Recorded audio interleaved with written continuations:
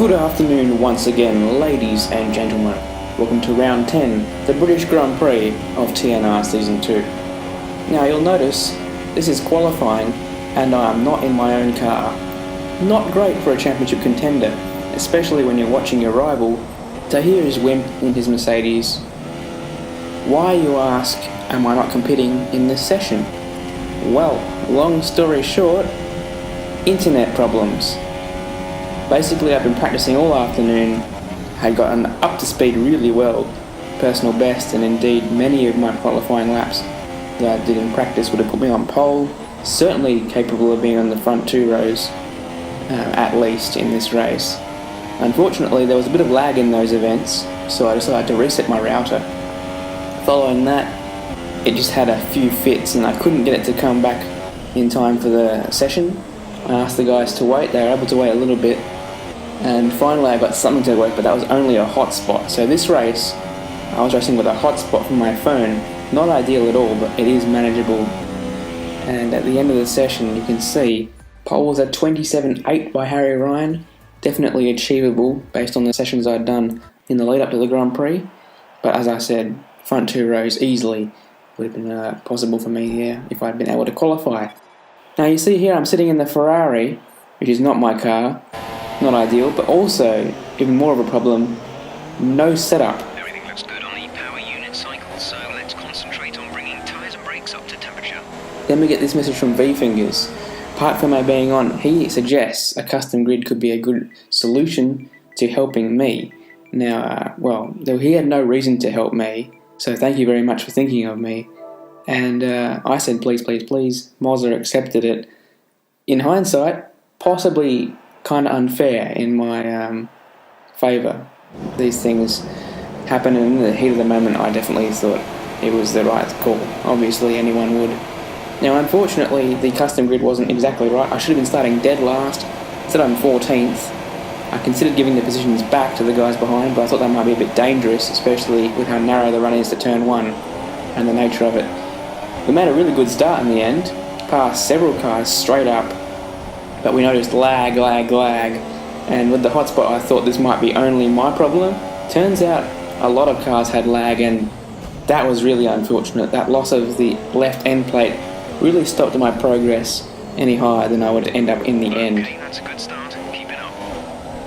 We're seeing minor damage to the front wing. Be easy on the car till we get it repaired. We don't want to risk making this worse. Now, as you'll have seen, chaos erupted. Not only at Brooklands here, but at the previous corner as well. I think it's called Farm. All the way down the Wellington Straight. Cars out of the race, leaving the session in rage. So we've fired up to P6. A massive gain of position on this opening sector. And that would not end there because the cars in front have damage. HSV here very slow through cops. And I would grab his position by the time we got to the Maggots Beckett's section of the track. Must have worse than yellow damage, I'd assume. Mozza also struggling through here, so that's possibly P4 at this stage, although cars behind may not have damage themselves and they may catch up. As you can see in the top left, there are several drivers very animated in the TNR official chat, and they have good reason. Such a laggy start, possibly some incidents that were purposeful I've heard reports of, but I'm not going to lay any blame in anyone's direction. Mozza peeling off there, unfortunate for him. But we have to stick out here because we've started on the softs. Really, the only solution is to go to mediums. Now, we've just noticed Whimpernator with the fastest lap, so he must be in front. We also realise that Car and Rafa are in front because we can see Rafa, and Car is our teammate with the yellow dot. Here's a slow-mo replay of the start. Really good traction off the line. Some guys not really getting that at all. In front, you can see the mayhem ensuing. I believe a Williams made contact with someone. The Renault of Rain is fired off to the right. He loses the rear and comes back across, nailing 2 front wings. Nemo's, I believe, took more damage than mine. And then here, Bozza was very unfortunate to be on his screen taken out by thin air. You can see his car just in the middle of the track. Thankfully, it ghosted for me. Anyway, the chaos has sent us move up to P4. Hold up man behind in P5 does not have damage, or at least has minimal damage because he's catching me at a rate of knots. I'd been trying to figure out exactly which lap I could pit and make it safely to the end on mediums Turned out that lap 4 was what I ended up calculating. Had hold-up man right behind me, so this was definitely the time. He was going to pass me very soon, and I didn't want to risk any damage or further incidents in the race, so I pulled straight up into the pits and made my one and only pit stop of the race. Very unfortunate that I couldn't get the use of the super softs, which I was planning at the end of the race. This is a very long pit stop, unfortunately, and that's what has to happen. Out of the pits we come, very close to Mozza. I was very thankful to being in front of the Sauber because I had seen a bit of lag from him, and with the hotspot, obviously I wasn't fully confident of my own connection. So we stay in front of Mozza, and the gap is 30 seconds at the first split to P6. I chopped that gap down as the laps tick down, and Hellbent, credit to him, got out of the chaos with seemingly no damage. And he was running quite well. Now, you've seen teammate in the pits. I was really hoping Cartdude could do well this race. Caution, caution. The virtual safety car is out. Reduce speed and maintain a positive delta. Cartdude being my new Force India teammate, I was hoping he'd be able to take points off Wimp by beating him. Turns out that virtual safety car really helped Wimp because he pitted under it, saving him a lot of time. Nothing Cartdude could really do about that. Migrating host, big problem.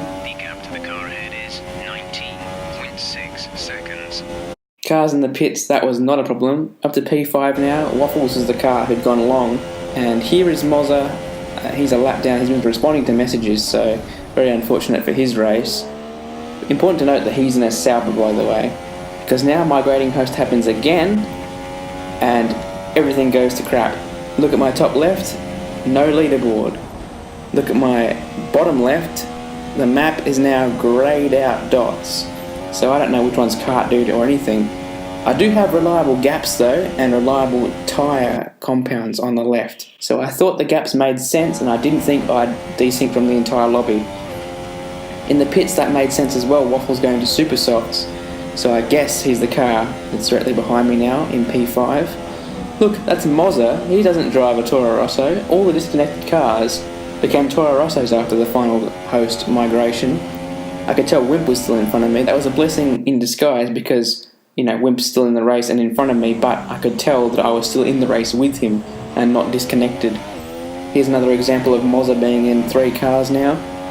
He's in one of the disconnected Williams. Now the gap was coming down to the car in front on mediums, and I thought, please let that be Wimp with some damage. Definitely someone with damage.